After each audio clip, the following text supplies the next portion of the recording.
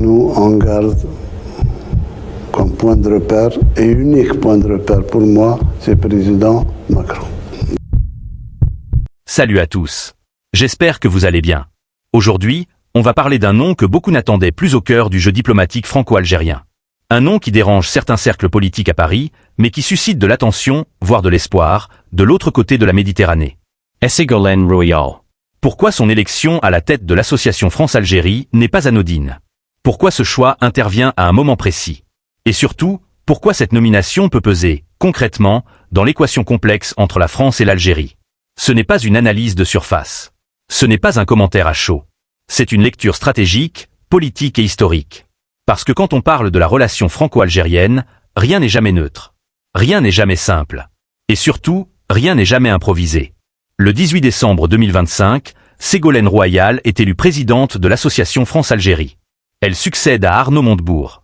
Un passage de relais qui peut sembler administratif pour certains, mais qui, en réalité, envoie un signal politique clair. Un signal que l'Algérie observe avec attention. Un signal que certains en France auraient préféré éviter.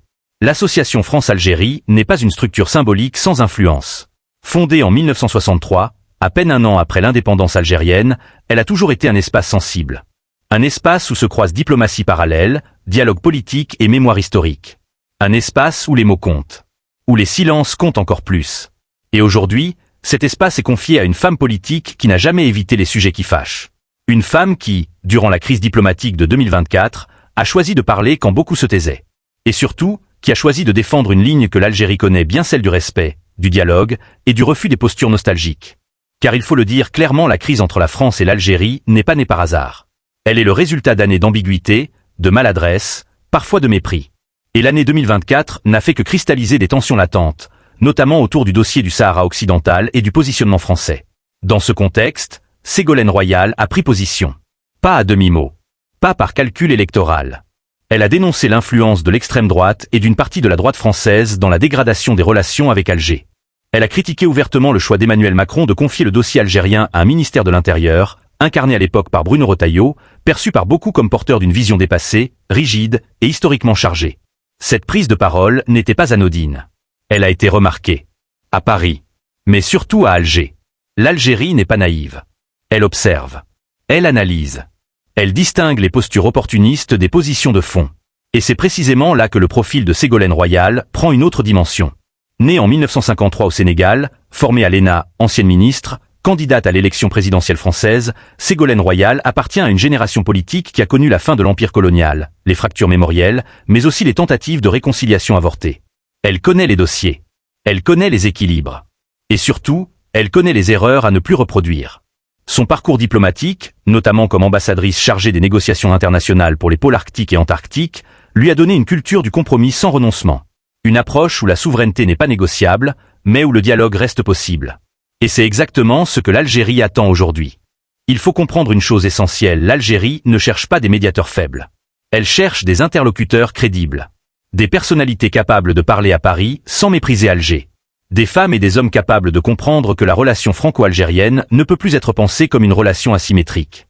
En février 2025, le président Abdelmadjid Tebboune cite publiquement plusieurs noms de personnalités françaises respectées, capables selon lui de contribuer à un apaisement. Parmi elles, Ségolène Royal. Ce n'est pas un hasard. Ce n'est pas un geste de courtoisie. C'est un message politique. Cela signifie que, du point de vue algérien, elle fait partie des rares figures françaises perçues comme sincères, cohérentes et capables de sortir des discours creux. Depuis son élection à la tête de l'association France-Algérie, Ségolène Royal affirme une ligne claire: reconstruire les ponts, mais sur des bases saines. Reconnaissance mutuelle. Respect de la souveraineté algérienne. Coopération équilibrée. Fin des doubles discours. Et cela change beaucoup de choses. Parce que la crise diplomatique ouverte en juillet 2024 autour du Sahara occidental reste un point de fracture majeur. La reconnaissance par la France de la marocanité du territoire a été perçue en Algérie comme une remise en cause directe de ses positions historiques et de son rôle régional. Ce n'est pas un simple désaccord diplomatique. C'est une question de principe. Dans ce contexte, toute tentative de rapprochement nécessite des profils capables de comprendre la profondeur du malaise. Pas seulement ses manifestations médiatiques, mais ses racines historiques, politiques et symboliques. C'est ici que Ségolène Royal peut peser. Non pas comme décideuse directe, mais comme actrice d'influence. Comme voix capable de rappeler, en France, que l'Algérie n'est pas un sujet intérieur. Qu'elle est un partenaire stratégique, un acteur régional majeur, et une nation souveraine qui n'accepte plus les leçons.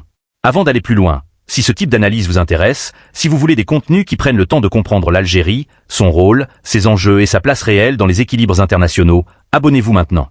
C'est le meilleur moyen de soutenir ce travail et de ne rien manquer des prochaines analyses. Dans la suite, on va aller encore plus loin. On va parler des intérêts concrets de l'Algérie. De ce que cette nomination peut réellement changer. Et pourquoi, malgré les tensions, l'Algérie continue d'avancer, d'attirer des investissements et de renforcer sa souveraineté économique et industrielle. L'Algérie, aujourd'hui, ne se définit plus uniquement par sa relation avec la France. Et c'est précisément ce qui change l'équation. Pendant longtemps, Paris a pensé que le lien historique suffisait à maintenir une forme d'influence. Cette époque est terminée. L'Algérie a diversifié ses partenariats, affirmé ses choix stratégiques et renforcé sa marge de manœuvre diplomatique. C'est dans ce nouveau contexte que la nomination de Ségolène Royal prend tout son sens. Elle arrive à un moment où la France n'est plus en position de force automatique.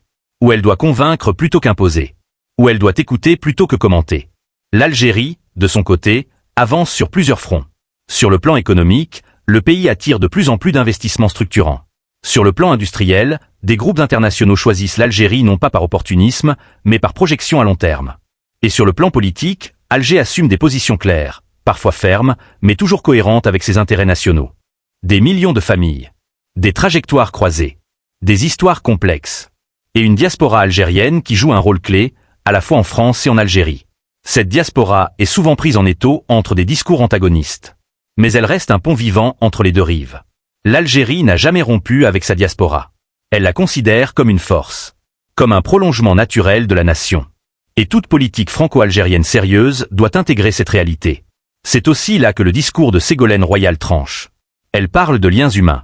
De respect des parcours. De reconnaissance des blessures, sans instrumentalisation. Un discours rare, dans un climat souvent saturé d'agressivité. Mais il ne faut pas se faire d'illusions. Le chemin sera long. Les résistances sont nombreuses. Les intérêts contraires aussi. Et chaque avancée sera fragile. La question centrale reste la suivante: la France est-elle prête à accepter une Algérie pleinement souveraine, influente et indépendante dans ses choix? L'Algérie, elle, n'attend plus la réponse pour avancer.